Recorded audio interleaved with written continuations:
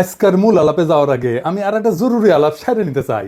পার্বত্য চট্টগ্রাম নিয়ে আমার আলাপে একটা জিনিস বাদ পড়েছে, এটা বলে রাখা দরকার।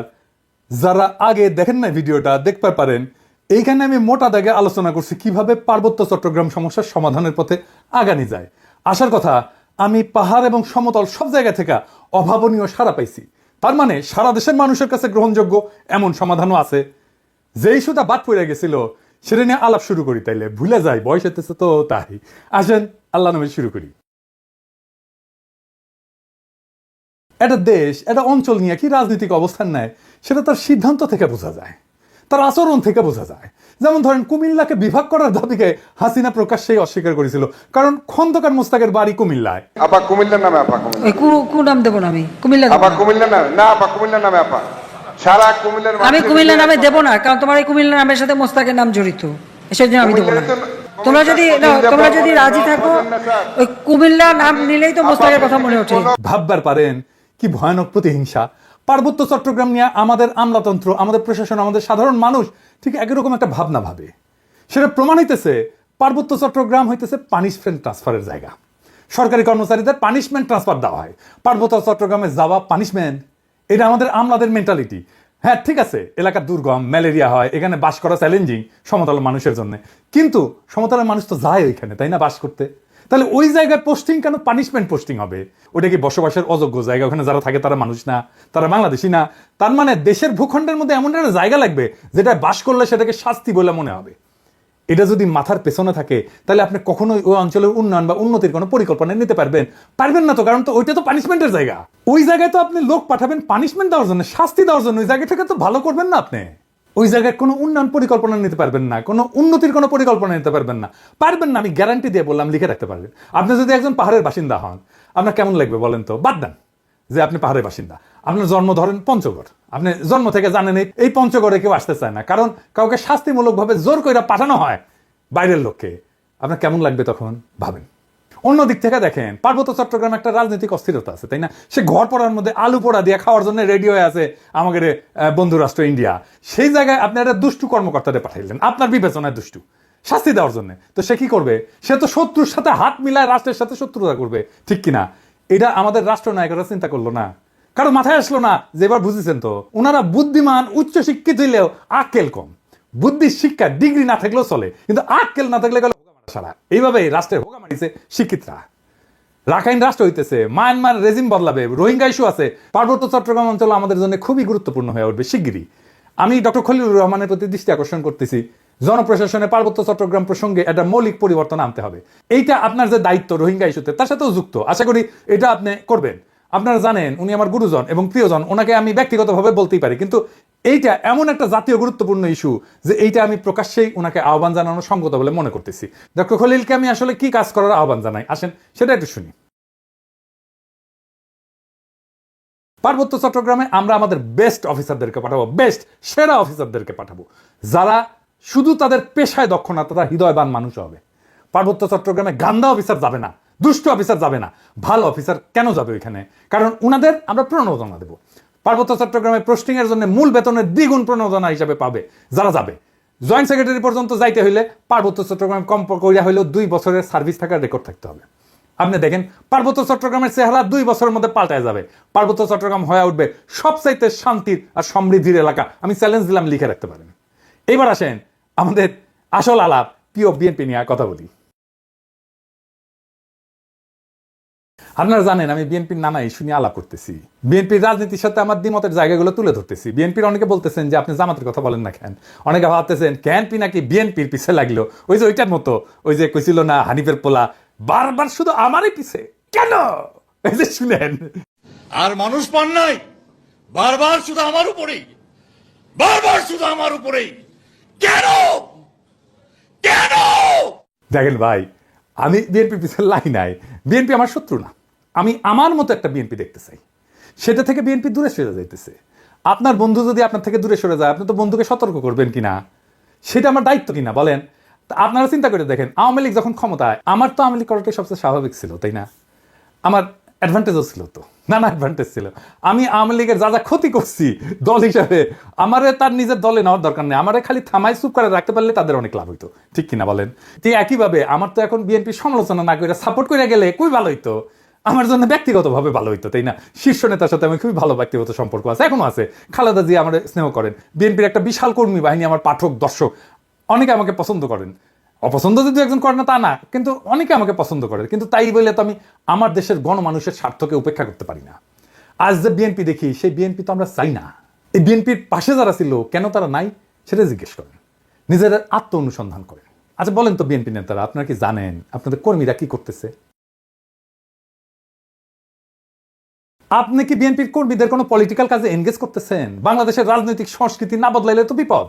আপনাদের রাজনৈতিক কর্মসূচি কি? মাঝে মাঝে কর্মীদের নিয়ে মিটিং করা, মিছিল করা, কালে ভদ্রে জনসভা করা, নিয়মিত টকশোতে যাওয়া, ফেসবুক গুতানো, আর দলের বিরুদ্ধে কেউ কিছু করলে দল বেঁধে ঝাঁপে পড়া, এই তো।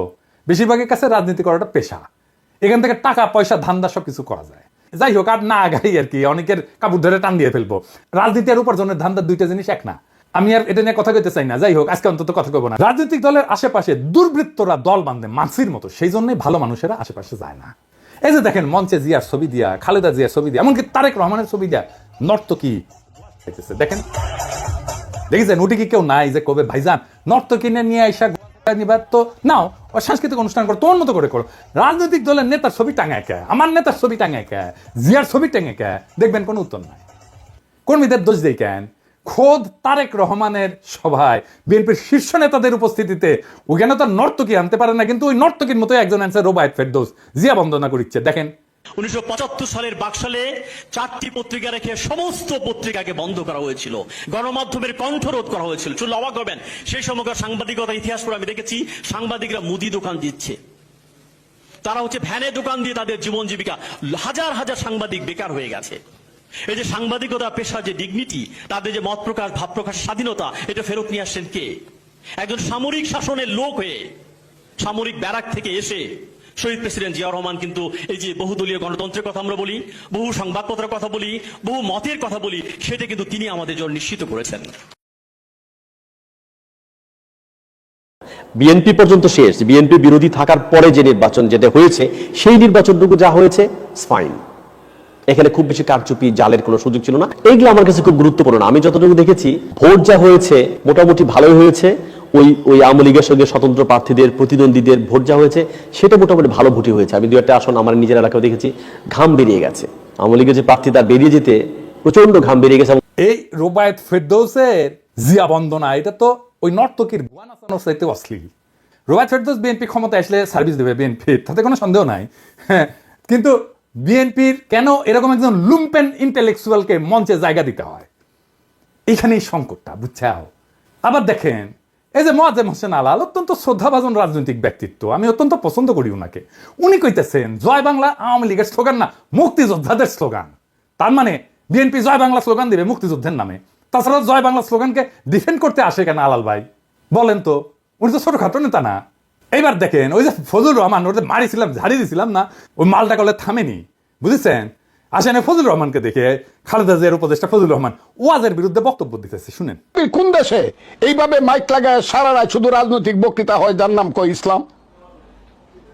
এটা তো একটা ওয়ারান দেশ পাইছে, যা ইচ্ছা তা বলতেছে মৌলানা মৌলবীরা, এবং হেলিকপ্টারে যাইতেছে, গাড়িতে যাইতেছে, লাখ লাখ টাকা নিতেছে। এটা তো একটা ব্যবসা বাণিজ্যের ব্যাপার। এবং এরা তো দুনিয়ার সমস্ত কালচার শেষ করে, বাঙালির যে কালচার, শিক্ষা, সংস্কৃতি, নাটক, যাত্রা, গান, বাউল, মাজার সব শেষ করে দিতেছে। তারা কি চায়? তারা এই দেশে কিছু থাকবে না, সমস্ত বাগানে। তার কণ্ঠে তো সেই নাস্তিকদের প্রতিধ্বনি, তার কণ্ঠে তো সেই বামেদের প্রতিধ্বনি, সেই ফেরাউন নমরুদের প্রতিধ্বনি। এইসব হইতেছে কি? চারিদিকে কি হইতেছে? দেখে মনে হইতেছে না যে আওয়ামী লীগ আমলে যা যা শুনতেন, যা যা শুনতেছিলেন, এখন বিএনপি সেটাই করিচ্ছে। শুধু বিএনপি মাইক বাজায়, ওই যে সোহরাওয়ার্দীর বডিগার্ডের ভাষণ না বাজাইতে শুরু করে। এটাই তো আমার চিন্তা এখন। এই ফজলুর রহমান তো খালেদা জিয়ার উপদেষ্টা, সে খালেদা জিয়াকে কি উপদেশ দিবে? কি করাই নিবে খালেদা জিয়াকে উপদেশ দিয়া? সেটা কে আল্লাহ জানে। আপনি এখন কইবেন খালেদা জিয়াকে কইলেই শুনবেন উনি? আপনাদের একটা জিনিস জানায় রাখি, উনি খুবই ডেমোক্রেটিক লিডার। উনার আশেপাশে দায়িত্বশীলদের পরামর্শ উনি শোনেন এবং সে অনুযায়ী কাজ করেন। উনি বোঝেনও যদি যে কাজটা করা উচিত না, তারপরে উনি করেন। এটা খালেদা জিয়ার লিডারশিপ কোয়ালিটির এটা একটা গুরুত্বপূর্ণ দিক। যে উনি ডেমোক্রেটিক্যালি সিদ্ধান্ত ওনার নিজের সিদ্ধান্ত যদি এটার বিরুদ্ধেও হয় তারপরেও দলের লোকেরা অন্যান্য দায়িত্বশীলরা যেটা বলবে সেটাই উনি করবেন। এই প্রসঙ্গে একটা ঘটনার কথা উল্লেখ করি, যা আমি ওই ঘটনায় যুক্ত একজনের কাছ থেকে শুনছি, বলে না হর্সেস মাউথ। বিষয়টা জানলে আপনারা বুঝবেন কেন আমি ফজলুর রহমানের এই অ্যাটিটিউডে বিচলিত হচ্ছি। গল্পটা আর এক ফজলুর রহমানকে নিয়ে, বীর ফজলুর রহমান, বিডিআর এর জেনারেল ফজলুর রহমান। আপনারা ওনাকে চেনেন, রেসপেক্ট করেন, কিন্তু আমি জানি না যে ওনার সমস্ত কীর্তি, ওনার সমস্ত গৌরব এটা জানেন কিনা। উনি মুক্তিযোদ্ধা ছিলেন, উনি মাদ্রাসা পড়া ছাত্র কিন্তু ব্যাকগ্রাউন্ডে, এবং বিডিআরে থাকাকালে তার নেতৃত্বে 2000 সালে বাংলাদেশ এবং মায়ানমারের মধ্যে একটা যুদ্ধ হয়েছিল, নাভ যুদ্ধ বলে। বাংলাদেশের একজন সেনারও মৃত্যু হয়নি, কিন্তু মায়ানমারের 650-র উপরে সৈন্য নিহত হয়েছিল। মায়ানমার পরাজয় মেনে নিয়ে শান্তি চুক্তি করছিল। 2001 সালে ভারত একটা জায়গা জোরপূর্বক দখল করে নিয়েছিল, সিলেটের পাদুয়ায়। এটা উদ্ধার করে 72 সালে এটা দখল করছিল। 72 থেকে 2001 সাল পর্যন্ত বিএসএফ এর দখলে ছিল ওই অঞ্চলটা, বাংলাদেশের ভূখণ্ড। আবার 2001 সালের 18 এপ্রিল ভারতের কুড়িগ্রাম জেলার রৌমারী উপজেলায় বড়বাড়ি বিডিআর ক্যাম্প দখলের জন্য বাংলাদেশের অভ্যন্তরে বিএসএফ আগ্রাসন চালায়। উনার নেতৃত্বে বিডিআর বাহিনী অনুপ্রবেশকারী বিএসএফ এর দলকে পরাজিত করে এবং অনেক বিএসএফ এর জওয়ান মারা যায়। এবং বিএসএফ ওই ঘটনার জন্য এই জেনারেল ফজলুর রহমানকে বিশেষভাবে দায়ী করে। উইকিপিডিয়াতে একটা ঘটনা লিখিছে যে ফজলুর রহমানের কে নিয়া, সুপু আছে না, ওই যে সুপু প্রেসিডেন্ট, বিএনপির প্রিয় প্রেসিডেন্ট আর কি, ওই যে 1975 সালে 20 আগস্ট সর্দির বডিগার্ডের জয় বাংলা করে দেওয়ার প্রতিবাদ করতে গিয়ে গ্রেপ্তার হয়ে জেলখানায় নিয়ে যাওয়া হয়। সেখানে সে লিখিচ্ছে ফজলুর রহমান নাকি তার লাঠি মারতে মারতে কইছিল, এই বেটা তোর বঙ্ক বল্টু কোথায়, উনি লিখিছে, উনি নিজে লিখিছে, উনি লিখিছে উনি নাকি পাকিস্তানি ফেরত সামরিক অফিসার, এটা সুপু নিজেই লিখিছে। তবে এটা ভুল। আমি জেনারেল ফজলুর রহমানকে জিজ্ঞেস করেছিলাম যে ফজলুর ভাই এটা কি আপনি করেছিলেন, আমাকে পাঁচত লাথি মারিছিলেন? তো বলেন পিনাকি তোমাকে মনে হয় আমি এই কাজ করতে পারি। সুপু যার কথা লিখেছে সেই লোক হইতেছে 15 ইস্ট বেঙ্গল রেজিমেন্টের, নাম হইতেছে ফজলুর রহমান ফারুক। উনি এখনো বেঁচে আছেন কিন্তু। আর উনি ফজলুর রহমান ছিলেন 10 ইস্ট বেঙ্গল রেজিমেন্টের, এবং বরং উনারে ডেকে আনা হয়েছে যে চুপুরে ধরা হয়েছে, যাই উনি ছাড়াইছেন চুপুরে। যাই হোক, উনি আর্মি থেকে কিভাবে বিদায় নিলেন এটা জানেন? আসেন সে আলাপটা করি। উনাকে বাধ্যতামূলক অবসরে পাঠানো হয়েছিল। পাঠিয়েছিল কে জানেন? কে জানেন? হাসিনা না, খালেদা জিয়া সরকার। খালেদা জিয়াকে কয়েকজন জেনারেল এই বুদ্ধি দিছিল। কোন কোন ইন্ডিয়াপন্থী জেনারেল এই বুদ্ধিটা দিছিল তাদের নামটা বললাম না, আমি সবার নাম জানি। মনে রেখেন, এটা আমার জেস্টার অফ গুডউইল। বললে কলে সিপাহী জনতার মাইর খাইয়া ভত্তা হইয়া যাবেন, আমি কইলাম না সেজন্য। ইন্ডিয়া পাদুয়ায় রৌমারিতে বীরত্বের বদলা নিল কি দিয়া? তার বাধ্যতামূলক অবসর পাঠায়। কার হাত দিয়া? খালেদা জিয়ার হাত দিয়া। কি কি যুক্তি দিছিল ওই জেনারেলরা জানেন? আসলে এদের হচ্ছে মাদ্রাসা ঘৃণা। যেহেতু উনি মাদ্রাসা ব্যাকগ্রাউন্ড থেকে আসছে, সেই জন্য মাদ্রাসা এলিটরা পছন্দ। আমি এই জন্যই এলিটদের দেখতে পারি না। ভয়ঙ্কর মাদ্রাসা ঘৃণা এলিটদের মধ্যে। ও কইছিল যে উনি নাকি মডার্ন ওয়ারফেয়ারের কিছুই জানেন না, উনি মাদ্রাসা ব্যাকগ্রাউন্ডে। জেনারেল ফজলুর রহমানের মতো গৌরবজনক লড়াইয়ের ইতিহাস কয়জন জেনারেলের আছে বাংলাদেশ সেনাবাহিনীর? দেশের মাটি উদ্ধার কইরা দিল, দেশের সার্বভৌমত্ব রক্ষা করলো, আর তাকে পুরস্কৃত করা হলো বাধ্যতামূলকভাবে অবসরে পাঠায়। এই যে ফজলুর রহমানের মতো উপদেষ্টা খালেদা জিয়া যদি থাকে না, তাহলে এদের দিয়া ইন্ডিয়া প্রতিশোধ নেবে। খালেদা জিয়ারে যেমন করে সাইন করে দিছে বাধ্যতামূলক অবসরে ফজলুর রহমানের, তারেক রহমানও সাইন করে দিবে। এখানেই আমার ভয়। বিএনপি শুধু না, জামাতকেও বলতেছি, জনগণের সাথে আপনাদের ন্যূনতম 4 দফার চুক্তি করতে হবে। আপনারা নির্বাচন করবেন, যাই করবেন, তার আগে 4 দফা চুক্তি করতে হবে জনগণের সাথে। ভোটই একমাত্র ক্ষমতায় যাওয়ার পথ না। জনগণের সাথে আপনার এগ্রিমেন্ট কি? আপনার ম্যানিফেস্টো না, আপনাকে জনগণের সাথে এগ্রিমেন্ট করতে হবে। এবং আমি যে এগ্রিমেন্টের কথা বলতেছি, এটা জনগণের চাওয়া, দরকার হলে আমি ভোট নিয়ে দেখাই দিতে পারবো। এবং দেখবেন জনগণ কিভাবে আমার এই 4 দফাকে সমর্থন করে। 1 নম্বর দফা, আওয়ামী ফ্যাসিবাদকে চিরতরে কবর দিতে হবে।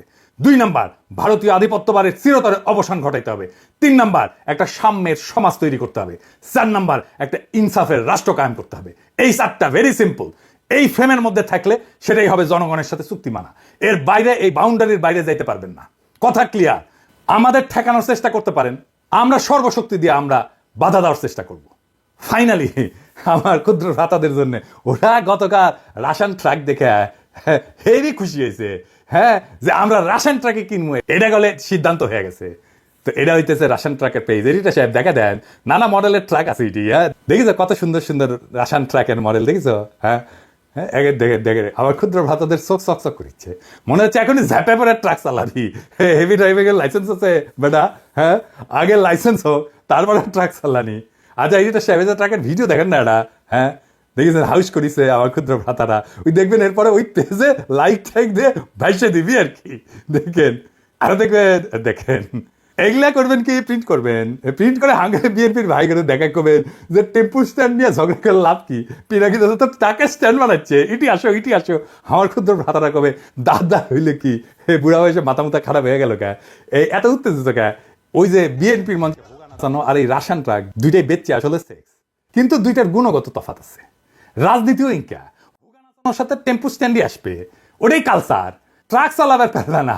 আগামীর রাজনীতি হচ্ছে রাশিয়ান ট্রাক চালানোর রাজনীতি, ওই রাজনীতি কেমনে নির্মাণ করতে হয় সেটাও দেখাই দেবো, আর বাংলাদেশকে আমরা ওই দিকে নিয়ে যাব ইনশাল্লাহ। ইনকিলাব জিন্দাবাদ।